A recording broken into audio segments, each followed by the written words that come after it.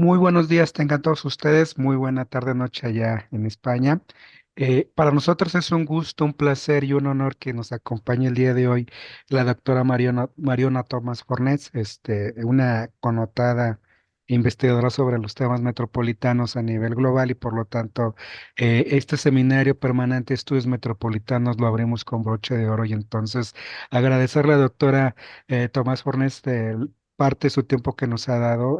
Sabemos que después de esta actividad que nos comparte de su sapienza, tiene todavía cosas que hacer. Entonces, sin más preámbulos, yo voy a tratar de presentar, de marcar este ejercicio ya tenemos poco más de 2 años con el Laboratorio de Estudios Metropolitanos y concretamente este seminario, que a nombre del Colegio de Jalisco, de la Universidad de la Ciénega de Michoacán de Ocampo, del Centro Universitario de la Ciénega de la Universidad de Guadalajara, por medio del Laboratorio de Estudios Metropolitanos, pues damos la más cordial de las bienvenidas e inauguramos el ciclo de conferencias de este Seminario Permanente de Estudios Metropolitanos con la doctora Mariona Tomás Fornes, que nos va a hablar el día de hoy de los desafíos de la gobernanza metropolitana. Creo que me enmarca muy bien a todo lo que las ponencias que después vienen una vez al mes.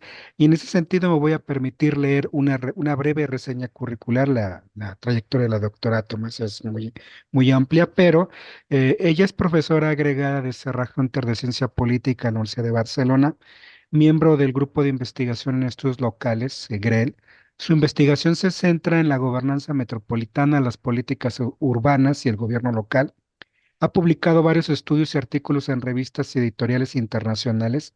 Ha sido investigadora en el Instituto Nacional de Investigación Científica de Quebec, INRS por sus siglas, postdoctorante en la Universidad de Montreal y profesora visitante de McGill University. Recibió la medalla académica de oro de la Gobernadora General de Canadá y el premio del INRS por su doctorado en estudios urbanos allá por el año 2007. En el año 2013 ganó el primer premio del libro político del Parlamento de Quebec por su obra Las Reformas Metropolitanas de Montreal, pensar metropolitanamente la batalla política del Gran Montreal. En el año 2017 publicó un libro sobre el pensamiento metropolitano de Pascual Maragall, Gobernar la Barcelona Real, Pascal Maragall, El Derecho a la Ciudad Metropolitana. En 2023 dirigió y editó el libro Metrópolis sin Gobierno, la anomalía española en Europa, fruto del proyecto comparativo sobre la gobernanza metropolitana en España, financiado por el Ministerio. Es coordinadora del Máster en Gestión Pública Avanzada de la Facultad de Derecho de la Universidad de Barcelona. Imparte docencia en grado y en máster de la Universidad de Barcelona y también en el Máster de Estudios Urbanos y Metropolitanos en la Universidad Autónoma de Barcelona, en el Instituto de Estudios Regionales y Metropolitanos de Barcelona. Y en el Máster Ciudad y Urbanismo, forma parte de diversos consejos consultivos en temas urbanos y ha sido de la Comisaría del Metrópoli Multinivel en el proceso de Barcelona, además del Plan Estratégico Metropolitano de Barcelona, y colabora en medios de comunicación y participa habitualmente en congresos académicos y jornadas de divulgación. Entonces, con muchísimo gusto le damos la más de las cordiales bienvenidas a la doctora Mariona y la escuchamos con muchísima atención. Creo que tiene un público muy interesado en estas temáticas que vamos a aprovechar su visita virtual. Vale, bueno, muchas gracias. Y, y sí, a ver, yo he pensado una presentación más general y luego sí que haré un foco también en el caso español, pero había pensado en una cosa como más abierta y luego a lo mejor si acaso luego en el debate o en las preguntas, pues en cosas más concretas, a lo mejor también del caso de Barcelona o así, pero así de entrada había pensado en una cosa como más genérica, ¿no? Entonces he preparado una presentación, ¿vale? Y ahora la voy a compartir. ¿Vale? Y a ver, un poco el funcionamiento me han dicho que mejor que yo hable seguido y luego ya haremos las preguntas. En todo caso, ya si hay alguna duda, pues la aclaramos al final y sobre todo, pues preguntas y bueno, y cosas que puedan suscitar, ¿no? Un poco el debate, ¿no? Como comentaba el profesor Arellano, bueno, yo hace muchos años que me dedico a este tema, es el que siempre me ha interesado y luego cuando he tratado pues otras cuestiones siempre para mí lo importante es esta escala territorial, ¿no? Que es la escala metropolitana, ¿no? Que es una escala compleja, como ahora veremos, ¿no? Porque tiene unos límites muy difusos, ¿no? Entonces, temas, yo qué sé, como la participación ciudadana, pues que normalmente se hace a escala local, ¿no? O de barrio, pues también se puede plantear, ¿no? Una escala metropolitana. Es decir, a mí lo que me interesa es mucho esta escala, ¿no? Territorial, cómo gobernarla, ¿no? Y cómo, bueno, los desafíos que plantea, pues desde una perspectiva, pues de esto, desde las políticas públicas, ¿no? O de la ciencia política. Entonces, bueno, solo para focalizar un poco el debate, estos datos son muy conocidos, ¿no? De cómo ha ido creciendo la población urbana en el mundo, ¿no? Y se prevé, pues ahora ya hemos pasado la mitad de la población mundial vive en áreas urbanas y se prevé que en el 2030 ya sea el 60%, ¿no? Entonces, en el contexto actual, para mí los dos temas, ¿no? Los dos desafíos más grandes, que son el cambio climático y los problemas asociados, ¿no? Las desigualdades. eh, Esto en el fondo no entiende de los límites municipales, ¿no? Es decir, cuando hablamos de los efectos, ya no solo la contaminación o la movilidad o el turismo, los efectos del turismo, los problemas asociados a la vivienda, etcétera, esto no se puede gestionar ni solucionar puramente desde una perspectiva no localista de un solo municipio, porque los efectos no se contagian a una escala más grande, que es esta escala metropolitana, ¿no? Entonces, bueno, este cambio, ¿no? de chip es esta, bueno, esta mirada metropolitana que cuesta mucho, ¿no? de tener, ¿no? Entonces, cuando hablamos de gobernanza metropolitana, yo creo que hay como tres cuestiones, ¿no? Importantes. La primera es, ¿para qué queremos tener una gobernanza y una planificación a escala metropolitana, ¿no? Es decir, ¿con qué objetivo? ¿Con qué fin? ¿No? Luego, ¿cómo lo hacemos? Es decir, ¿qué modelos hay de gobernanza? Que es algo que yo he estudiado bastante, ¿no? Y análisis comparativo. Y luego también la pregunta es, bueno, ¿y con quiénes y cómo deberíamos construir esta perspectiva metropolitana, ¿no? Es decir, bueno, aparte de los modelos, etcétera, luego esto cómo se implementa, qué actores deben o pueden participar, ¿no? En esta perspectiva. Pero la primera dificultad previa ya antes de entrar es, bueno, ¿y qué es un área metropolitana? ¿No? Esto es la primera, la primera dificultad de estudio, porque cada país tiene su definición cuando la tiene. El problema que nos encontramos cuando ahora dirigiste este estudio a escala española es que no existe una definición de área metropolitana. Entonces, si no sabes lo que es un área metropolitana, más difícil es pues estudiar sus modelos de gobernanza, ¿no? Entonces, bueno, aquello es una primera dificultad. Y hay varias definiciones, ¿no? Desde la OCDE y Eurostat, desde los últimos años han impulsado esta idea del área urbana funcional, ¿no? Que se basa en un núcleo central y luego los municipios, ¿no? En función de la movilidad, pero por motivo especialmente laboral, es decir, por un tema de movilidad ocupacional. Y luego ONU Habitat, con la división esta más reciente de que tienen de governance, ha impulsado bueno, otra perspectiva que es más amplia que no la movilidad laboral y ha incluido pues, los desplazamientos, pero en áreas urbanas, suburbanas, y ya con los vínculos también más sociales, no solo económicos, ¿no? Entonces, bueno, ONU Habitat tiene también su propia definición de áreas metropolitanas. Entonces, por ejemplo, ahora pienso el caso de Barcelona, si superponemos la definición de Eurostat y la de ONU Habitat no son la misma. Tienen millones de personas distintas, territorio distinto. Entonces, bueno, esto es una dificultad cuando tú vas a trabajar sobre esta cuestión, ¿no? No hay una única definición y además es una realidad pues, de límites difusos. Entonces, bueno, ¿qué modelos hay o cómo se gobiernan las áreas metropolitanas? Bueno, esto es un tema muy estudiado y hay mucha literatura, ¿no? Muchos estudios alrededor de esta cuestión. Y bueno, yo la manera que tengo de clasificarlos, ¿no? Pero es una clasificación, luego os mostraré otra, es a partir del grado de institucionalización, es decir, hasta qué punto esta gobernanza está formalizada, ¿no? En un ente, en unos estatutos, en una ley, o no está nada formalizada y se basa en acuerdos voluntarios, ¿no? Entonces, a partir de esta variable, digamos, de la institucionalización, nos encontramos como, a grosso modo, cuatro grandes modelos que serían en un extremo lo que serían los gobiernos metropolitanos, que esto es la máxima expresión y reconocimiento político y jurídico del fenómeno metropolitano, es decir, contar teóricamente, en el modelo ideal. Luego veremos que esto en la práctica no es tan evidente, pero como elemento ideal serían realmente gobiernos con la capacidad, ¿no?, para poder implementar pues, políticas a una escala metropolitana,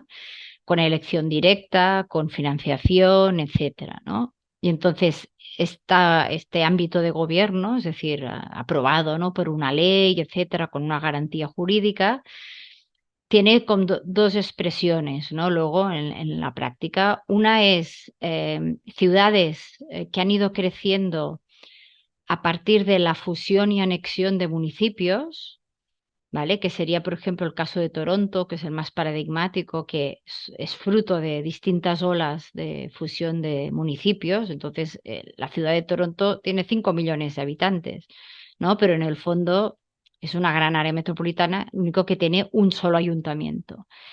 Pero como esto genera pues muchas dificultades y protestas, ¿no? Hacer este tipo de actuaciones, normalmente en la práctica, la mayor parte de gobiernos metropolitanos que podemos encontrar en el mundo son a dos niveles, es decir, municipios y por encima, pues una estructura, un gobierno, aquí varía mucho, ¿no?, según los casos, de elección directa o no, luego lo veremos en ejemplos que pondré, pues que se encarga de esta visión general, ¿no? Pero que se asume que tiene esta mirada por encima de los distintos municipios, ¿no? Y por tanto es la superación del localismo. Gobiernos metropolitanos, en el fondo, hay muy pocos, hay casos contados en todo el mundo. Y cuando lo son, muchas veces nos encontramos que les falta pues autonomía fiscal o elección directa, etcétera. Pero sería la máxima expresión. En el otro extremo encontramos el modelo opuesto que se basa en la cooperación voluntaria, ¿no? El modelo tradicional es la asociación de municipios, es decir, representantes municipales pues que se unen para hacer un proyecto, para defender sus intereses, ¿vale? Pero es una cosa, bueno, una organización totalmente voluntaria, sin ninguna ley, ¿no?, que la ampare, etcétera, y se basa en la buena voluntad, pues, de los socios, digamos. Y en los últimos 20 años ha surgido otra manera de hacer esta cooperación voluntaria, que es incluyendo pues también otros actores, ¿no?, el sector privado y otras instituciones, que es a través de la planificación estratégica. Aquí, por ejemplo, Barcelona es un ejemplo y no me puedo alargar, ¿no? Pero si queréis más tarde puedo explicaros la experiencia que he estado como comisaria en el Plan Estratégico Metropolitano de Barcelona. Es una asociación que data de finales de los 80 y que ha sido siempre una asociación de municipios y de entes también privados, que ha servido pues para reflexionar y para, bueno, hacer esta mirada a largo plazo de lo que tiene que ser el futuro, ¿no? Primero de la ciudad de Barcelona, luego del área metropolitana y ahora estamos ya a escala de la región metropolitana, ¿no? Por lo tanto, es otro instrumento mucho más ágil, menos formalista, ¿no? Porque una asociación pues se crea o se puede disolver más fácilmente, pero que es otra manera de tener instrumentos para la gobernanza. Entre medio, normalmente son los ejemplos o los modelos que más habituales son.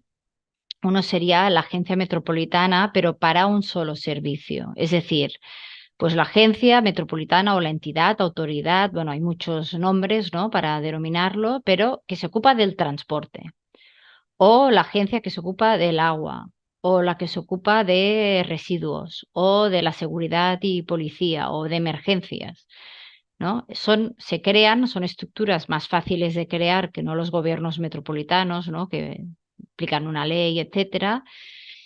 En este sentido, pues son más, ¿no?, tienen esta ventaja. El tema es que y tienen esta dimensión metropolitana, pero claro, solo se focalizan en un servicio. Entonces, si en una área metropolitana coexisten varias agencias de este tipo, si no hay una buena coordinación, pues uno de los problemas es que entonces cada una, ¿no?, tiene una actuación distinta y no hay aquí una visión integral, ¿no? Por ejemplo, vivienda y movilidad, ¿no? O residuos y movilidad, bueno, cosas así, que entonces falta esta visión más integral, ¿no? Que no existe si es solo sectorial.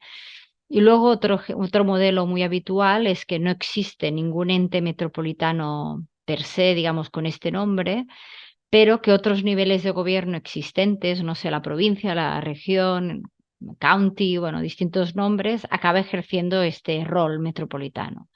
Entonces, lo que sería metropolitano está diluido, no existe, digamos, como el nombre, pero sí que hay alguien que hace esta función, ¿no?, de coordinación. ¿No? Y aquí, por ejemplo, en España tenemos el caso paradigmático de Madrid, que en el fondo es el gobierno de la Comunidad Autónoma de Madrid que ejerce este rol metropolitano, porque el área metropolitana de Madrid es como casi toda la área metropolitana, la comunidad autónoma, ¿no? Entonces se ha creado pues este liderazgo, digamos, metropolitano por el gobierno regional, ¿no? Y hay otros casos, pues en Copenhague o en Estocolmo también, bueno, en varios casos europeos, esto es muy europeo, pues que como tenemos muchos niveles también de gobierno, pues esto es bastante habitual, ¿no? Esto es una manera de ver los modelos de gobernanza. Luego, esta, por ejemplo, es la aproximación del OCDE, que es bastante similar, ¿no? Habla de coordinación informal o soft, ¿no? Porque lo que he explicado antes se podría ver como hard governance o soft governance. Pues esta sería una visión que puede haber soft governance. Otra es esta intermunicipal cooperation, ¿no? Es decir, autoridades de cooperación con un purpose, ¿no? Con un también sectoriales, ¿no? Con un solo visión o multisectoriales, con más visiones. Esta idea de las autoridades supramunicipales, que serían como los gobiernos metropolitanos, o las ciudades que tienen un estatus especial de ciudades metropolitanas, ¿no? Que serían casos como el de Tokio, por ejemplo, que tiene un estatus metropolitano. Pero bueno, más o menos es el mismo tipo, ¿no?, de clasificación, si hay algún tipo de institucionalización y si al final hay una visión metropolitana o no. ¿No? Entonces, al final no hay un modelo, ¿no?, para concreto, específico, ¿no? A veces que durante un par de años he estado docente en un curso del CIDEU, del Centro Iberoamericano de Desarrollo Estratégico Urbano, y tenía precisamente era un curso dirigido a personas técnicos, ¿no?, de los ayuntamientos de distintas ciudades latinoamericanas, ¿no? Y siempre que estaban en proceso, ¿no? Que no había ningún tipo de entidad metropolitana y preguntaban, bueno, ¿y cómo lo hacemos? Y claro, yo siempre digo, es que no hay una fórmula mágica, es decir, hay modelos, pero lo primero es siempre tener en cuenta el contexto, ¿no?, de cada una de las urbes, ¿no? Para decidir, ver cuáles son la acomodación, ¿no?, de un modelo o el otro. No se puede hacer aquí un copy-paste, digamos, ¿no? Sino que se tiene que realmente adaptar al contexto de cada uno de las urbes, porque hay pues un tema aquí político muy importante, hay variables de si son áreas metropolitanas monocéntricas o si son policéntricas, si hay muchas desigualdades sociales, es decir, todo esto cuenta, ¿no?, al momento de pensar en un modelo de gobernanza. Entonces, no hay una fórmula mágica, cada uno tiene sus ventajas y sus inconvenientes. Cuando optas por un modelo más de soft governance, esto es más flexible, es de carácter consensual y de abajo para arriba, ¿no? Entonces, esto es más fácil, es más, políticamente pasa mejor. El problema es que, claro, la capacidad de impacto que pueden tener estos instrumentos de gobernanza es menor, porque como depende de la buena voluntad, en el momento en que esta voluntad no existe, pues, ¿no?, el impacto que puede tener este instrumento, pues queda diluido. Y en cambio, cuando tenemos gobiernos metropolitanos, evidentemente, esto garantiza una mayor visión global de las políticas metropolitanas y tienes mayor capacidad de impacto, porque tienes recursos económicos, porque tienes medios para financiarte, etcétera, y tienes competencias, pero crear este tipo de gobiernos es mucho más complicado. Normalmente son más de arriba para abajo y bueno, cuesta mucho a nivel político y también siempre está el debate de, bueno, dónde termina, ¿no? Hasta qué momento tú pones una frontera política y luego las áreas metropolitanas van creciendo y esto luego entra aquí con hay un gap entre lo que se ha creado la institución, ¿no? y el territorio, ¿no? Y bueno, pues cada uno tiene sus ventajas e inconvenientes. Al final, el estudio del OCDE del 2015 establecía en su categoría que solo había un 18% de gobiernos metropolitanos en el mundo. Entonces, realmente es la fórmula que más cuesta de crear, ¿no? Entonces, más allá del modelo en sí, ¿no? El otro, yo creo que lo importante aquí, cuando hablamos de gobernanza metropolitana, es tener en cuenta estos cuatro factores, ¿no? Que son las competencias, la financiación, las relaciones multinivel y luego la parte de representación democrática y participación ciudadana. ¿Qué quiero decir? Que cuando hablamos de competencias, al final lo importante es saber, ¿son competencias exclusivas y vinculantes? Es decir, sea un modelo X o Y, pero este gobierno, entidad, lo que sea, lo que las competencias que tiene, sus responsabilidades, son de aplicación obligatoria y es el ente que tiene la potestad para hacerlos o tiene que compartirlo con otras autoridades, porque esto cambia mucho. Si solo es una recomendación, bueno, pues esto tiene menos impacto, ¿no? Que si no, si son vinculantes, ¿no? Porque nos encontramos en varios casos que a veces son a modo de recomendación. Entonces, bueno, el impacto es menor. Y el tema de qué tipo de políticas también hacen estos entes. Tradicionalmente, los gobiernos metropolitanos siempre han tenido competencias en urbanismo, en transporte, residuos, agua, o sea, todo lo que son hard policies, ¿no? Es decir, todo lo que tiene que ver con el medio físico. Pero desde la pandemia y también ahora con, bueno, toda la emergencia, ¿no? climática que estamos, cada vez más los temas de soft policies que tienen más que ver con la cohesión social, cada vez están, bueno, están tomando más lugar, ¿no? Por ejemplo, en el caso francés es el caso en Europa más avanzado, donde los entes que allí se llaman métropole, ¿no? Allí realmente la partida destinada a la parte social cada vez está aumentando más, ¿no? Porque se está viendo pues que es un tema que a lo mejor se tienen que ocupar los gobiernos metropolitanos y no otros gobiernos intermedios que tradicionalmente se han ocupado de los temas sociales. Entonces, este es el primer tema, ¿no? ¿Qué competencias? Luego, la segunda cuestión clave es la cuestión de la financiación, porque si no se tienen recursos, es muy difícil poder llevar a cabo cualquiera de estas tareas, ¿no? Y aquí el tema clave es el tema de la autonomía fiscal, es decir, tienen estos entes metropolitanos, tienen un margen de maniobra para invertir, ¿no? en aquellas políticas o en aquellos programas que consideran que sean prioritarios, o son los gobiernos que les dan una asignación para tal política. ¿No? Porque entonces esto es muy distinto. Eso tiene que ver con la capacidad de tasación, ¿no? Es decir, tener impuestos. Si tú tienes subvenciones finalistas, como el caso inglés, por ejemplo, tanto Londres como Manchester, Liverpool, todos los gobiernos que se han creado en los últimos años, cubren muchos temas, pero su subvención es finalista, es decir, tienen que tener esta subvención del gobierno central, ¿no? Entonces no tienen mucho margen de maniobra, depende de lo que acuerden con el gobierno central, ¿no? En cambio, si tienes más capacidad de tasación, bueno, de cobrar impuestos, tú puedes modular un poco, ¿no? En función de los programas que crees prioritarios.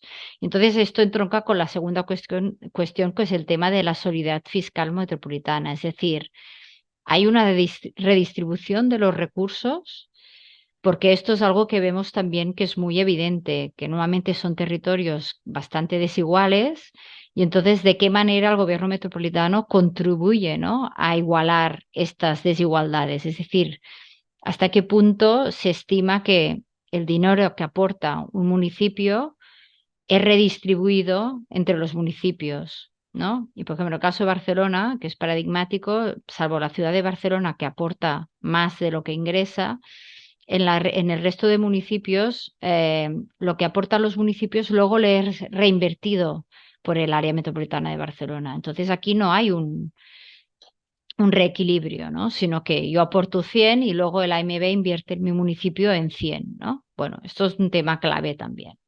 El tercer tema es el tema de las relaciones multinivel. ¿Qué quiero decir? ¿Cuál es la posición al final política de estos entes metropolitanos? Es decir, ¿son vistos como unos interlocutores válidos, reconocidos por los otros niveles de gobierno? ¿O no? ¿O son realmente un poco invisibles, ¿no? Que no cuentan, cómo se relacionan, ¿no? En el caso europeo, esto es un tema, bueno, no me puedo alargar, pero es un tema importante porque, por ejemplo, como está estructurada la Unión Europea, pues no hay un espacio para las áreas metropolitanas, ¿no? Y desde hace años, y esto liga con las relaciones horizontales, se han ido asociando distintas áreas metropolitanas europeas a través de una red de ciudades, bueno, de áreas metropolitanas en este caso, pues para poder hacer lobby frente a la Unión Europea para tener algún espacio, porque, por ejemplo, se diseñan los fondos europeos y no se tiene en cuenta la realidad metropolitana. Entonces, es donde vive la mayoría de población europea, pero en cambio los fondos, como ahora por ejemplo los fondos Next Generation, pues no tienen en cuenta la realidad metropolitana. Entonces aquí hay como una, ¿no? No, hay un desequilibrio aquí, y por eso las áreas urbanas y metropolitanas se unen también en redes, pues para intentar buscar este lugar, porque no está nada conseguido, ¿no? En el caso español, por ejemplo, el área metropolitana de Barcelona es el único gobierno metropolitano de todo el estado y cuando ha venido el momento de los Next Generation, no ha podido participar del reparto de los fondos porque desde el ministerio o los distintos ministerios solo conciben los municipios, ¿no? Y las provincias, que son unos gobiernos locales de segundo nivel. En cambio, el área metropolitana no existe en el imaginario, ¿no? No es reconocido como un actor. Entonces, bueno, esto es un tema importante porque el área metropolitana es un gobierno, es creado por ley, etcétera, pero no existe, digamos, como actor político. Entonces, bueno, esto es algo que también cuenta en el momento de tener capacidad, ¿no? De hacer políticas. Igual de la relación con el sector privado, ¿no? También cómo estos actores pueden ser capaces de interlocutar, ¿no? Pues con Amazon, por ejemplo, cuando viene y dice que se quiere instalar en el área metropolitana de Barcelona, hasta qué punto los representantes metropolitanos pueden negociar, ¿no? Con, por ejemplo, las multinacionales, ¿no? O ya se deja para otras esferas de gobierno. Aquí, por ejemplo, pues fue el gobierno catalán, no fue el área metropolitana, ¿no? Y ha pasado en otros casos, ¿no? Bueno, estos son temas que también se tienen que tener en consideración. Y el cuarto tema clave, y aquí me alargo un poco más porque son los temas más politológicos, tienen que ver con la representación democrática, ¿no? Y la participación ciudadana. ¿Qué nos encontramos? Y esto es basado a partir de estudios europeos, pero creo que en los pocos casos que hay, ¿no? En Latinoamérica también se puede extrapolar. En general, cuando existen gobiernos metropolitanos o instituciones, la mayoría son de elección indirecta, entonces hay un desconocimiento total, ¿no? Es decir, tampoco son conocidos por la población ni existen, ¿no? En este imaginario político, ¿no? Como institución. Esto se le suma que los proyectos metropolitanos por naturaleza, porque tratan, ¿no? Temas, pues yo qué sé, infraestructuras, cosas así, urbanismo, nos encontramos que cuando hay que desarrollar un proyecto hay muchas administraciones que están implicadas, ¿no? Entonces, el ente metropolitano es otra más, pero hay mucha fragmentación, ¿no? Aquí de las decisiones. Otra cosa más se le suma que cuando hablamos de participación ciudadana o de movilizaciones, estas normalmente se realizan a una escala de barrio o de municipio, pero no a una escala metropolitana. Entonces no hay esta participación a una escala metropolitana. Y además se le suma que no existe en general un sentimiento de pertenencia metropolitano, ¿no? La gente no se siente metropolitana, se siente pues o de un estado o de una región o de su municipio o su barrio, pero realmente esto metropolitano no hay una identificación tampoco emocional.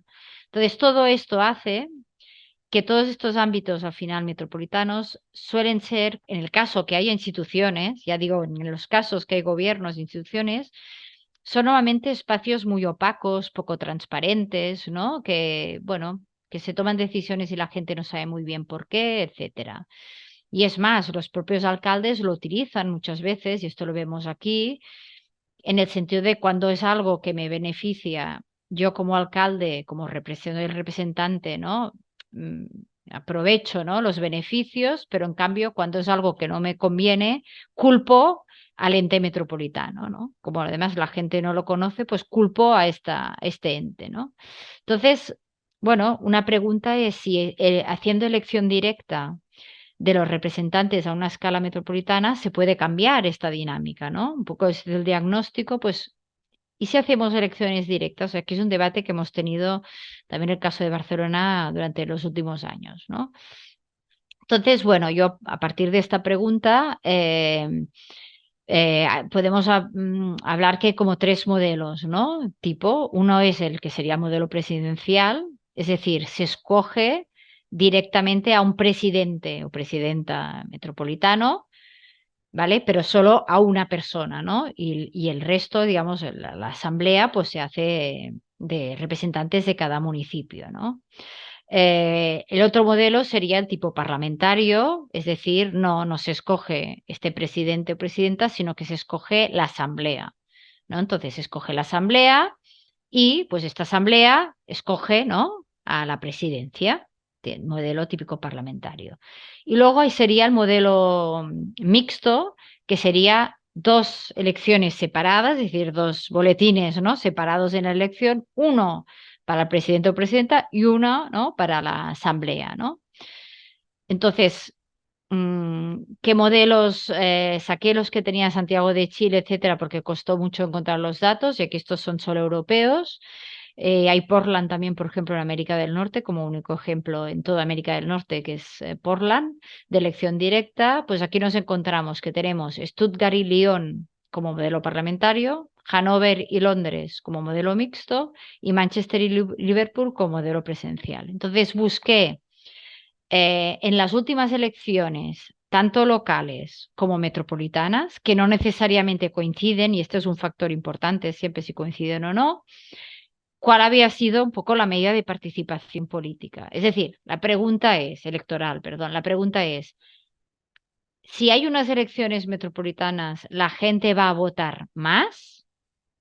¿No? ¿Hay algo que nos haga ver que realmente introducir una elección directa puede ayudar a que la gente vaya a votar más? Entonces, si veis los resultados, veis que más o menos no cambia mucho. Es decir, sea parlamentario, sea presidencial o sea mixto, si la gente vota poco, caso inglés, que se vota en general muy poco, pues la gente va a votar poco, igual, sea elección directa del alcalde o de la Asamblea Metropolitana. Si son lugares como el caso alemán donde se vota más, pues también se va a votar más, no a una escala metropolitana, pero que no se diferencia, ¿no? De una mayor participación. Entonces, en este debate de la elección directa, porque bueno, esto es un debate que surge a menudo, eh, no será por el hecho de ir a votar, es decir, descartamos, ¿no? Podríamos decir que no es un tema que vaya a ser una incentivo, ¿no? Ir a votar, pero sí que podemos ver que hay algunas ventajas de tener una elección directa metropolitana, ¿no? Una es dar visibilidad y legitimidad a las instituciones metropolitanas, es decir, una cara visible. Menos la gente que sepa que hay, ¿no? Esta persona o este equipo, depende si es una asamblea, realmente responden a los ciudadanos del área metropolitana y no a los de su municipio. Esto permite que cuando se hagan las elecciones se haga una campaña y un programa electoral metropolitano y no local, que es lo que pasa aquí cuando tenemos elecciones, que tuvimos el año pasado, que no hay manera que haya ningún tema que sea metropolitano, sino que toda la campaña es estrictamente local, pero es que, claro, luego estos representantes van al Consejo Metropolitano de la AMB, pero ellos van en representación de su electorado y lo metropolitano, ¿no? Es solo que hay que me interesa a mí como alcalde de un municipio. Entonces, esto, si tienes una elección directa, te refuerza el liderazgo, das más rendimiento de cuentas, es decir, puedes, ¿no? Decir, pues, ¿por qué esto no se ha hecho así? Porque hay alguien que responde a estos intereses metropolitanos y la agenda política se separa, ¿no? Ahora mismo, en los casos que es de elección indirecta, siempre hay una mezcla entre la agenda política del municipio, ¿no? Y cosas que serían a escala metropolitana. De esta manera los separas. Ahora bien, también tiene problemas introducir una elección, ¿no? La primera es más elecciones, es decir, cuando ya tienes muchos niveles de elección, realmente tenemos que introducir un nuevo nivel de elección, además cuando vemos que a nivel general, ¿no? La participación electoral cada vez es más baja, ¿no? Luego, ¿qué cuesta, ¿no? ¿Qué coste hay político y económico también de crear un nuevo gobierno, etcétera, ¿no? Es decir, hay unos costes asociados a esto, ¿no? Y finalmente, esto hay que ver el peso que tiene la ciudad central, ¿no? Y la metrópolis en su conjunto. Es decir, no es lo mismo tener una elección directa de un alcalde metropolitano, por ejemplo, en el caso de Manchester, que son 10 ciudades, más o menos entre 200.000 y 400.000 habitantes cada una, con lo cual no hay una ciudad que sea mucho más grande, ¿no? Y esto es una pequeña metrópoli en un país de 60 millones de habitantes, ¿no? Que, por ejemplo, pues ciudades que son más monocéntricas, en las cuales el peso de la ciudad central es mucho más grande. Porque entonces tener, por ejemplo, un alcalde de Barcelona y un alcalde metropolitano no tiene mucho sentido cuando la ciudad de Barcelona tiene la mitad de la población y tiene también mayor importancia económica, etcétera. Entonces, bueno, aquí hay que verlo, ¿no? Siempre lo que os decía, en el conjunto también del país, del territorio, ¿no? Pero para mí la pregunta, ¿no? Determinante es escoger directamente para qué, ¿no? Es decir, todo depende de las competencias y de la financiación que tú tengas. Es decir, si no tienes financiación, si no tienes competencias exclusivas, entonces, ¿para qué vas a escoger a alguien directamente? Y al contrario, si tú tienes capacidad de impuestos, etcétera, y tienes competencias exclusivas, entonces sí, entonces a lo mejor hay que haber una figura que sea, ¿no?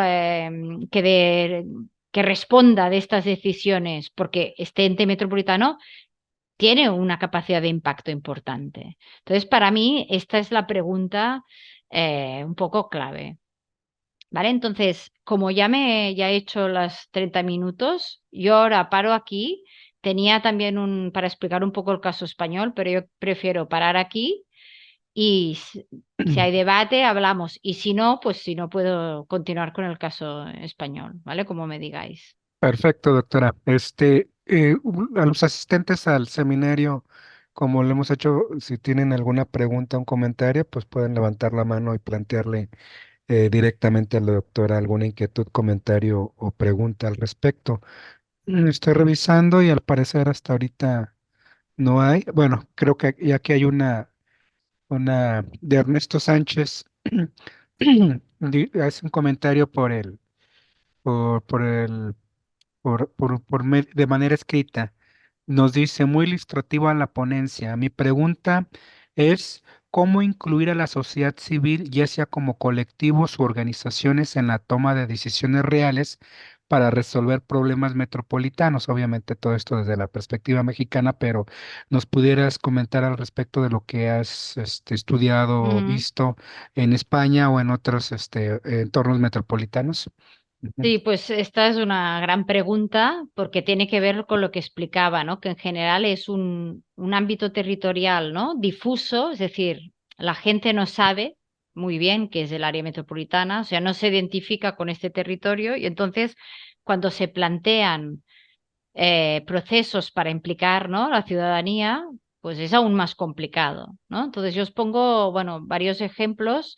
En Barcelona hubo, justo antes de la pandemia, ha habido una reforma del plan urbanístico metropolitano y por primera vez se planteó de hacer un ejercicio de participación ciudadana a escala metropolitana. ¿Vale? Entonces, normalmente en los procesos de participación suele pasar que van más las entidades, ¿no? Colectivos, que no los ciudadanos a título personal, ¿no? Y especialmente en estos temas, ¿no? Estamos hablando de urbanismo. Claro, es muy difícil. Es decir, bueno, es que yo hice un proyecto de investigación justo sobre esto, por eso estuve en todas las sesiones y lo seguí directamente, digamos, y estuve en las sesiones de participación, ¿no? Entonces, ¿qué pasaba? Que había la explicación del plan director urbanístico metropolitano con mapas, se intentó hacerlo divulgativo, pero hay una parte que es muy densa, ¿no? De los temas de urbanismo, y luego se hacían como talleres para que la gente opinara ¿no? Y dijese, pues me parece que si vivienda, que si no sé qué, bueno, peatonalización, bueno, estos temas. Entonces vimos que efectivamente se reproducía un poco el patrón de estos temas habituales en la participación, es decir, mucha más presencia de colectivos, ¿no? Con intereses específicos, por ejemplo, aquí ecologistas en acción, ¿no?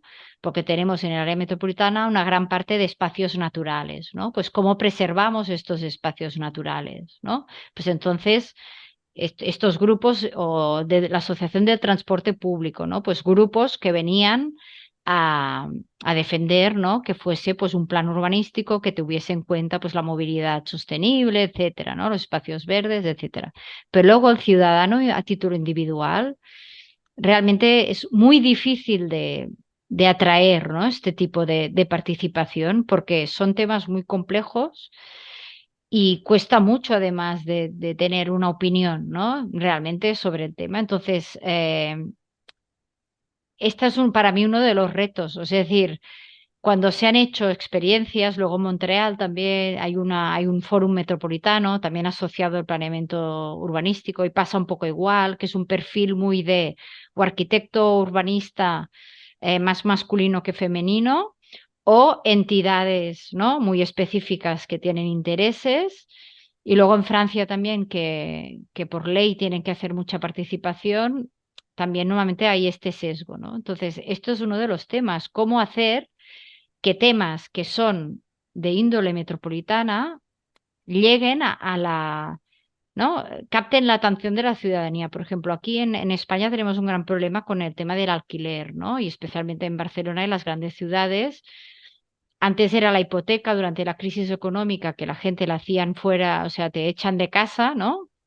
Los desahucios si no pagas la hipoteca y ahora pasa con el alquiler, ¿no? Entonces se creó una asociación, ¿no? Que era la plataforma de afectados por la hipoteca, que de aquí salió la alcaldesa de Barcelona, la antigua alcaldesa, y luego se ha transformado se había llamado el sindicato de arrendatarios. Pues, ¿cómo se organizan? Se organizan a escala local. Pero en cambio, la vivienda es uno de los más temas metropolitanos que existe, porque cuando suben los precios de Barcelona, la gente se va de Barcelona y se va a los municipios, en este caso los tenemos todos muy juntos, ¿no? Que se van a los municipios de al lado. Entonces, hacen subir los precios del alquiler del municipio de al lado, ¿no? Y entonces, esto es como una cadena, pero a nivel de organización no se hablan los distintos sindicatos, es decir, cada uno actúa a nivel de barrio, porque tradicionalmente todo lo que tiene que ver con la participación, etcétera, tiene una escala de proximidad, ¿no? Y la escala de proximidad es el barrio, no es el área metropolitana. Entonces, para mí esto es uno de los retos más importantes, es cómo conseguir, ¿no? Que haya una implicación que supere el barrio o el municipio y que la gente pueda conectar que estos temas se tienen que abordar a esta escala, ¿no? Porque con los procesos formales, ¿no? De participación, normalmente son procesos, bueno, muy formales, que entonces es un público muy específico, ¿no? Muy sesgado el que asiste a talleres de participación, ¿no? Pero las movilizaciones, ¿no? Políticas, las manifestaciones, las reclamaciones, no conseguimos que vayan a esta escala, ¿no? Es decir, no. no se hace este salto. Y para mí es uno de los temas fundamentales porque los retos están allí, están en esta escala metropolitana.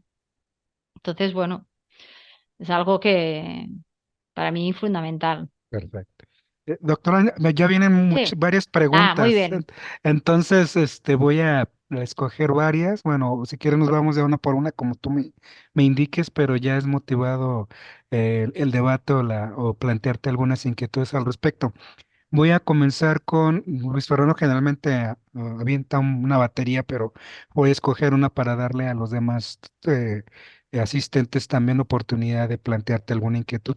Luis Fernando es de la UAM Iztapalapa de la Ciudad de México y bueno, al azar te haría la siguiente pregunta.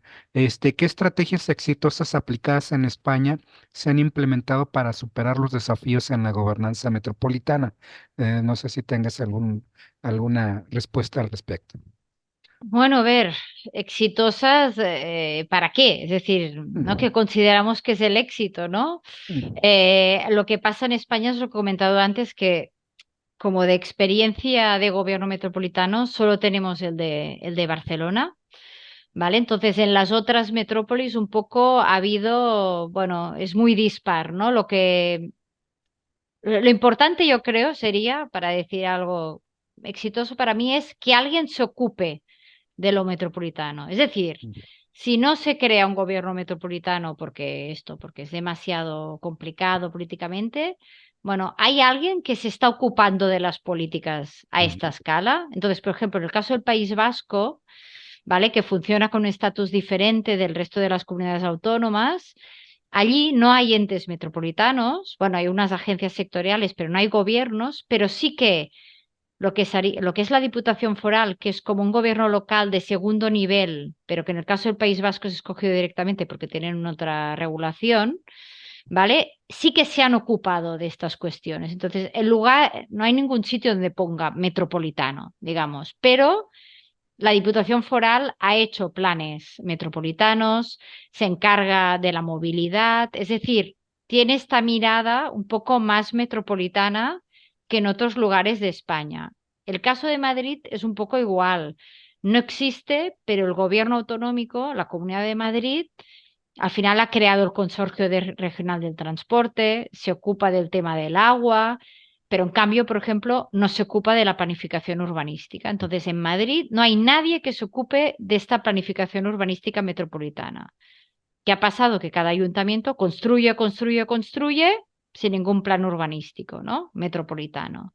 Entonces, bueno, cada caso, ¿no? En el caso andaluz, pues en el caso andaluz tampoco hay entes metropolitanos. Lo que ha hecho la Junta de Andalucía, que es como el gobierno regional, la comunidad autónoma, ha hecho como una serie de directrices en algunos temas, ¿no? Entonces, en movilidad sí tienen consorcios, cada uno de ellos de transporte, y en vivienda algunos, pero ha sido el gobierno autonómico, ¿no? Entonces, bueno, vemos como, depende del caso, ¿no? Vemos más o menos éxito según las políticas. Valencia, por ejemplo, un desastre por desavenencias políticas. No hay manera. Vigo, por ejemplo, en Galicia, mm. también un desastre de bloqueo entre partidos políticos, ¿no? Y una gran parte de territorio donde no hay nada tampoco, ¿no? Entonces, bueno, el caso español, por eso hice ahora, dirigí este proyecto de estos últimos 3 años, porque es una anomalía en Europa, porque nadie Mm. se ocupa, digamos, el gobierno central no se ocupa tampoco de lo metropolitano, ¿no? Y por eso, bueno, un poco indagar qué fórmulas había en el caso español, ¿no? Importante es esto, que alguien se ocupe, ¿no? Al final, sea quien sea el gobierno, pero que alguien pueda tener esta mirada. Eh, Visto así, entonces hasta en México no estamos, como decimos, tan peor, pero al menos hay la preocupación. Voy a leer un comentario, pregunta de la maestra Rosita Pérez de la Universidad de Guanajuato, y te plantea lo siguiente. Si se trata de equilibrar entre competencias y financiación para incorporar otros mecanismos de decisión, en este caso de elección directa, ¿cómo equilibrar o dar mayor visibilidad en una cuestión de rendición de cuentas? ¿Cuál podría ser la fórmula balance sugerida con base en tu investigación? pero no he entendido muy bien. ¿Qué quiere decir? Si no tiene competencias, si no tiene financiación. O sea, es decir, si no hay una necesidad, digamos, ¿no? Sí, De así es. tener. Sí, Bueno, claro, yo para mí esto es muy claro aquí, en el caso de Barcelona, pues un tema de pedagogía. Es decir, si no tienes una elección directa, ¿no? Porque por cuestiones esto, políticas, de niveles de gobierno, lo que sea, no se puede, como en el caso de aquí Barcelona, bueno, porque no hay ley electoral, además, bueno, es como un tema muy grande. Bueno, pues si tú eres el representante de tu municipio en el área metropolitana, empezar por explicar, ¿no? Por tomar este rol metropolitano, es decir, ser capaz de ser el alcalde del ayuntamiento de Cornellá y luego cuando te vas al Consejo Metropolitano, ser capaz de ser un miembro de un Consejo Metropolitano y no solo el alcalde de Cornellá. Y luego ser capaz de ir, volver a tu ayuntamiento y ser capaz de explicar cuáles son los proyectos metropolitanos, ¿no? ¿Qué decisiones, si hay alguna decisión polémica, bueno, explicar de dónde viene, etcétera, y intentar hacer esta pedagogía que existe, este gobierno metropolitano que toma algunas decisiones que a lo mejor no convienen al municipio, pero que se tienen que tomar por el bien de toda el área metropolitana. Entonces, esta parte pedagógica no existe, no se utiliza entonces la gente no sabe nada del área metropolitana. Entonces, los alcaldes, para mí, si no hay una elección directa, tendrían que tener este compromiso de al menos compensar esta ausencia de rendimiento de cuentas por elección directa con un rendimiento de cuentas de explicar, bueno, qué está pasando, por qué se ha tomado esta decisión, etcétera, ¿no? Y aquí hemos tenido algunos ejemplos muy polémicos porque no ha habido esta parte de dar rendimiento de cuentas, ¿no? Sino echar la culpa a los de la AMB mm, cuando tú formas parte, ¿no? De este ente, pero tú te disocias y haces ver que son otras personas que han tomado las decisiones cuando tú estás en este Consejo Metropolitano. Entonces, para mí es una cuestión de pedagogía que no está, ¿no? De esto, de chip, ¿no? perfecto. Que no está. Eh, Voy a seguir con las preguntas, dándoles lectura. Irving Reyes Lara, nos dice, muchas gracias, doctora, muy enriquecedora su ponencia. Me permito hacer dos preguntas que espero sean claras. La primera es, ¿considera que la burocracia puede ser una variable para la consolidación de la gobernanza metropolitana? ¿Qué tanto los cambios en las estructuras de la administración pública hacen posible o no la consolidación de un modelo de gobernanza metropolitana? Bueno, claro, esto es un tema muy importante. De hecho, en todo el debate ya más teórico que existe sobre si se crean o no gobiernos metropolitanos, ¿no? Que hay como dos escuelas opuestas, los críticos de la creación de gobiernos metropolitanos, una de sus razones principales es el tema de la burocracia. Es decir, crear una nueva administración genera, ¿no? Más burocracia y más obstáculos para agilizar, ¿no?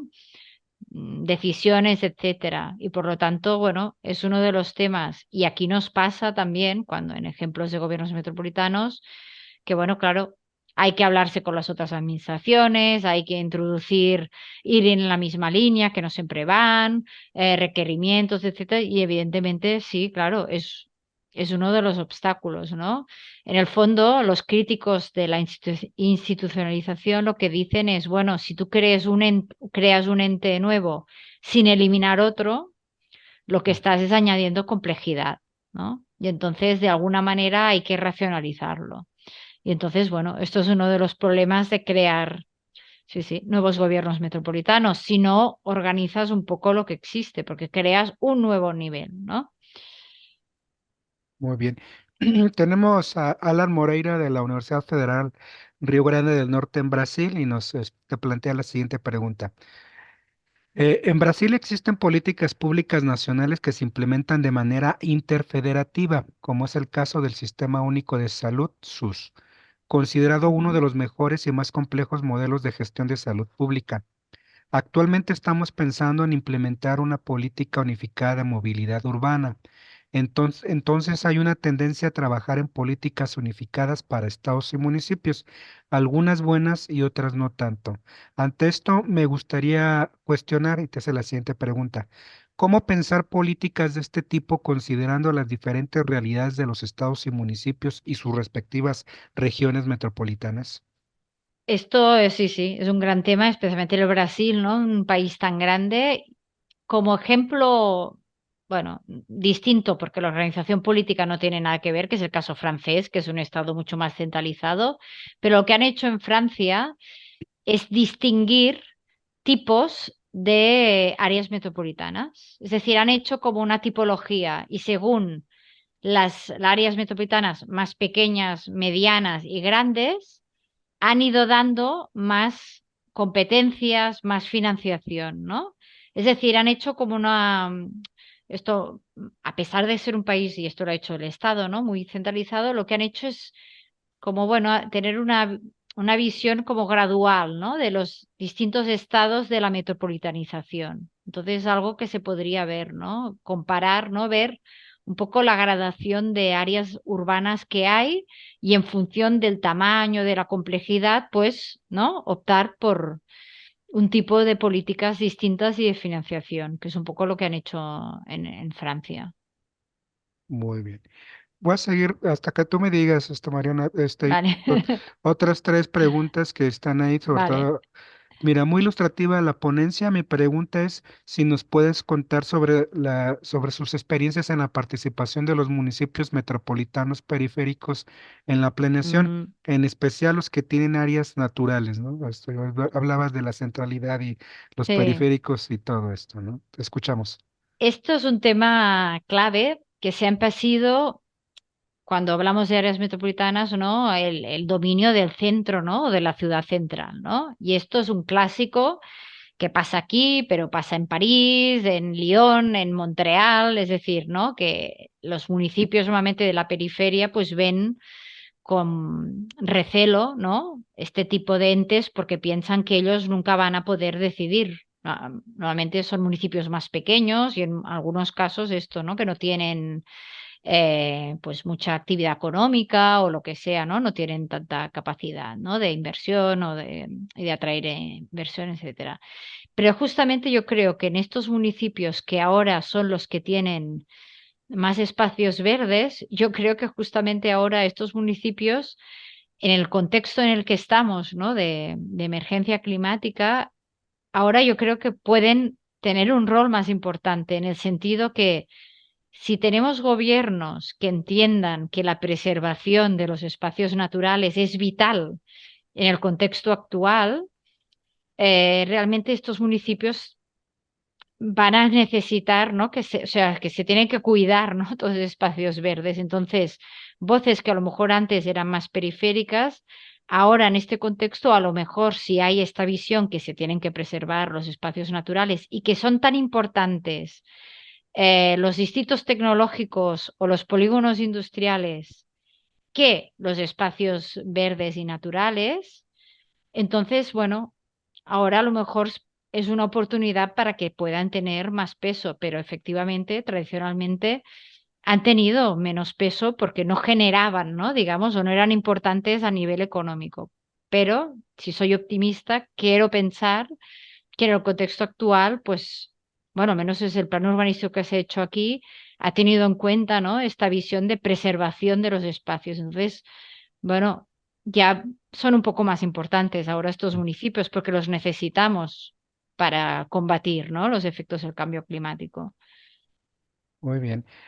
Otra pregunta de Héctor Florentino Sánchez de la Cruz hace la siguiente interrogante. Hacer un gobierno metropolitano es dividir el poder para solucionar los problemas específicos de la sociedad, así te lo planteo. Mm. Dividir o no, o juntar, depende. Si está dividido en 50 municipios que no se hablan, que no hacen ningún tipo de políticas conjuntas, crear un gobierno metropolitano lo que hace es juntar estas preocupaciones y dar una respuesta. Claro, si hay alguien que lo está haciendo ya, un gobierno superior, digamos, regional o estatal, entonces divides, pero si es que nadie lo está haciendo y solo existe, ¿no?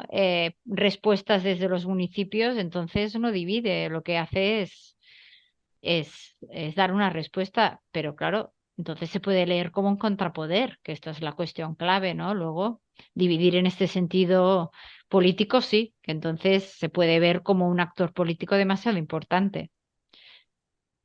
Muy bien. Daniel Rojas te plantea la siguiente pregunta. ¿En qué asuntos, problemas metropolitanos en España se ha articulado de mejor manera la participación de actores institucionales y sociales y bajo qué mecanismos? Vale, aquí en España los ejemplos ahora mismo de donde hay más esto, participación y digamos un poco pluralidad son a través de la planificación estratégica.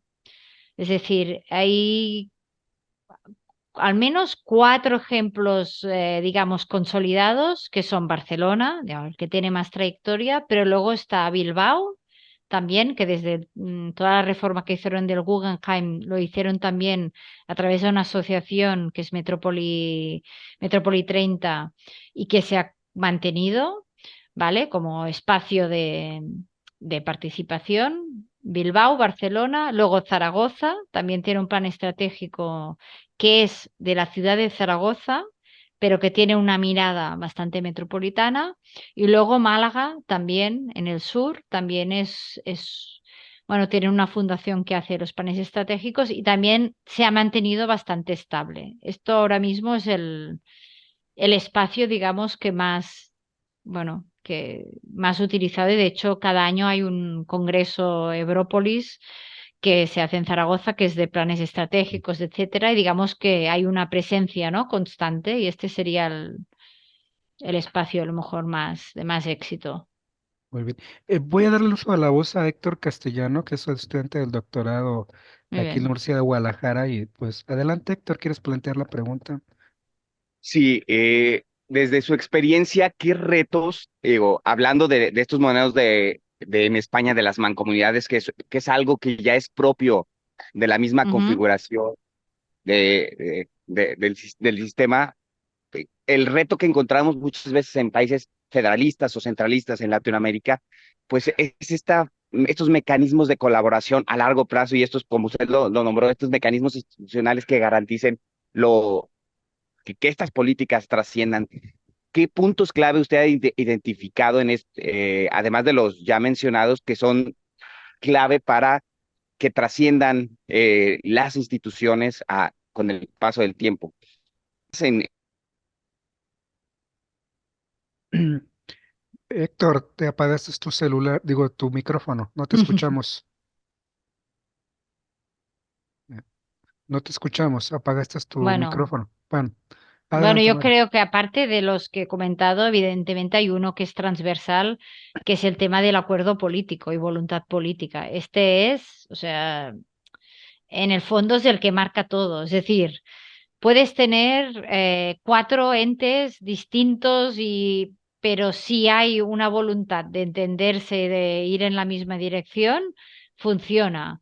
Si no, ya puedes tener el gobierno metropolitano más potente del mundo, pero que si no hay una voluntad realmente de querer, ¿no? Impulsar políticas a largo plazo, esto cambia, ¿no? Cambia el presidente o presidenta y ¡pum! Cambian las políticas, ¿no? Es decir, la variable política no solo o sea, de partido político, ¿no? Y de relaciones de partidos políticos esta es muy, muy clave, pero de liderazgo, es decir, de creerse el proyecto, ¿no? Esto yo creo que es un tema fundamental. Pensad que aquí en Barcelona hemos tenido, bueno, tenemos un gobierno metropolitano indirecto y hemos tenido tres presidentes distintos y en verdad ninguno de ellos ha ejercido un liderazgo metropolitano y eran de partidos distintos, ¿no? Porque es, bueno, creerse, ¿no? Que realmente es en esta escala donde hay que hacer las políticas. O sea, no solo es la autonomía, la financiación, las competencias, sino también la elección, sino también esta voluntad, ¿no? Política y liderazgo. Estimada Mariana, como tú me digas, has generado muchísimas preguntas, inquietudes en las redes, quedaron en el tintero.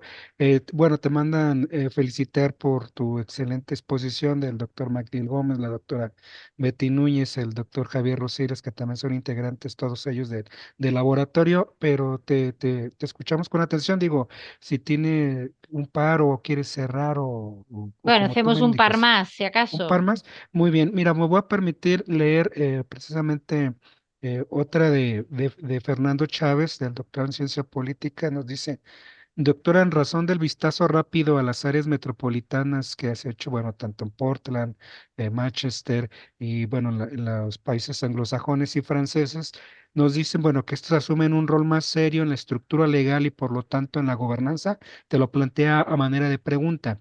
Y en comparación con Iberoamérica, pues, ¿cómo estamos, no? O sea, en esta idea pues, de los contextos socioculturales, territoriales, regionales, ¿qué tendrías que decir algo al respecto? Bueno, es lo que comentaba, que estoy, digo, nos pasa en España, digamos, es un tema, o sea, lo metropolitano es invisible, o sea, no está ni en la agenda política. Tuvimos elecciones municipales en toda España, pero también luego las generales, y es algo que no está, o sea, no está en ningún programa político, no aparece en ninguna parte. Entonces, em, en cambio, en muchos países de Europa, esto se está, ¿no? Se está ya incorporando, ¿no? Entonces, bueno, yo creo que en el caso, bueno, por lo que conozco, en el caso latinoamericano, pues también son contextos en el que las rivalidades políticas y los tema, ¿no? Político partidista tiene mucho peso y cuesta mucho, ¿no? Bueno, de superar estas adversidades, pero por ejemplo en el caso italiano, que también sería un país, ¿no? De tradición política parecido al español, pensad que ellos han hecho una reforma de la Constitución, se ha incluido un reconocimiento a las ciudades metropolitanas y se ha hecho una reforma territorial que ha sustituido las provincias por ciudades metropolitanas, ¿no? Es decir, luego funcionan unas mejor, peor, etcétera, pero ha habido esta visión de, bueno, tenemos que incorporar lo metropolitano, ¿no? Es decir, no solo los países anglosajones, Francia también, en Portugal también, es decir, en Europa es como una tendencia que está viendo y en cambio, pues en el caso español no, brilla por su ausencia, ¿no? Entonces, bueno, a lo mejor esto sería más parecido, no sé, al caso, al contexto latinoamericano. Yo sé que en Buenos Aires hace mucho tiempo que hay un debate, ¿no? También me invitaron unos compañeros en unas jornadas que hicieron sobre Buenos Aires. Hace muchos años que se debate sobre qué hacer con el Gran Buenos Aires, ¿no? Y no se acaba de encontrar, ¿no? Una fórmula. Muy bien. Héctor, volviste, entonces quieres plantear tu pregunta que quedó trunca. Te escuchamos para ya ir cerrando. Sí, para cerrar, y espero que no me falle otra vez la señal, Ujú. desde su perspectiva, ¿qué papel juega tener un diagnóstico claro? En Latinoamérica existe esa poca inversión en esta relación a este rubro. Eso yo creo que es una parte de lo que dificulta generar lo que usted nombró, una planeación estratégica y mucho menos Ujú. una planeación prospectiva. Si no se cuentan con esta línea base, es difícil generar un proyecto de intervención. Entonces, creo que en la mayoría de los organismos ya institucionales ya que se han consolidado, el tener estos diagnósticos claros y precisos y que sean con diferentes voces, diferentes actores, la construcción creo que ha sido un elemento clave para que no se haya podido desarrollar de la mejor manera o se consoliden proyectos a largo plazo. Gracias por dejarme terminar mi... Sí, sí, yo creo, por ejemplo, el caso de Barcelona, os decía, es el más avanzado de España, ¿no? Y esto no es casual. Tenemos una tradición de estudios de hace 50 y 60 años y de personas, ¿no? Empezando por el propio alcalde de Barcelona, Pascual Maragall, que se, que se han cuestionado y reflexionado y han generado, ¿no? Un interés de generar estudios y pensarse, ¿no? Como metrópolis.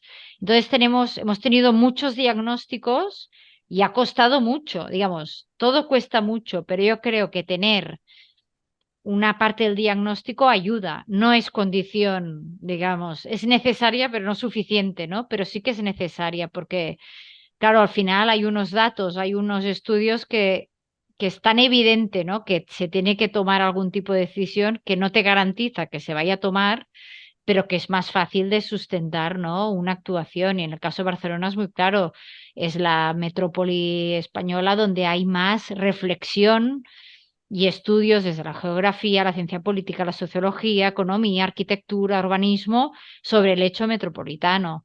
Porque, bueno, y esto ha impulsado, hay mucho debate, hay muchas jornadas, hay muchos espacios. Al final somos un poco siempre los mismos, ¿eh? También tengo que decir, pero que no se hable, se habla mucho del tema, ¿vale? Lo único que, bueno, muchas veces se habla, pero bueno, vale, ahora, ¿no? Pasemos a la acción.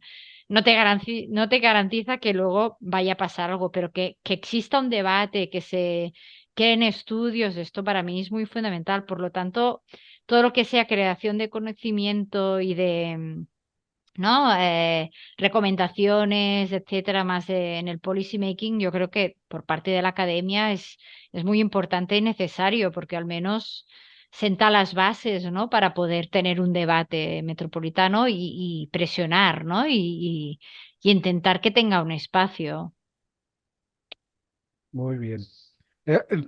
No sé, estimada Mariana, creo que cierras en esta intervención con creo que con la invitación y con lo que tenemos aquí quienes formamos parte del seminario de Laboratorio de Estudios Metropolitanos en el caso mexicano y a partir de en esta parte del país que es el área metropolitana de Guadalajara, sobre todo eso de qué tanto puede aportar o no las ciencias sociales o el mundo académico, Ujú, creo que has dado con el punto del debate y obviamente el conocimiento, pues obviamente ya valor en sí tiene, ¿no? Entonces, pues nos llevamos esa recomendación y creo que a raíz también de lo que han comentado en las redes y todos los comentarios que han hecho, creo que iniciamos con un gran sabor de boca con tu participación, con la autoridad que tienes en la temática y pues no sé si tengas algo que decir porque yo sé que ahorita en media hora tienes otros compromisos y la verdad lo malo de esto es que eres una ujú, persona muy ocupada, pero ujú. sabemos por qué, así que te escuchamos con muchísima atención. No, Ujú. gracias. No, el tema es que tengo 2 horas de clase, entonces no me quiero cansar mucho porque son 2 horas más que tendré Ujú. Que que hablar. hablar.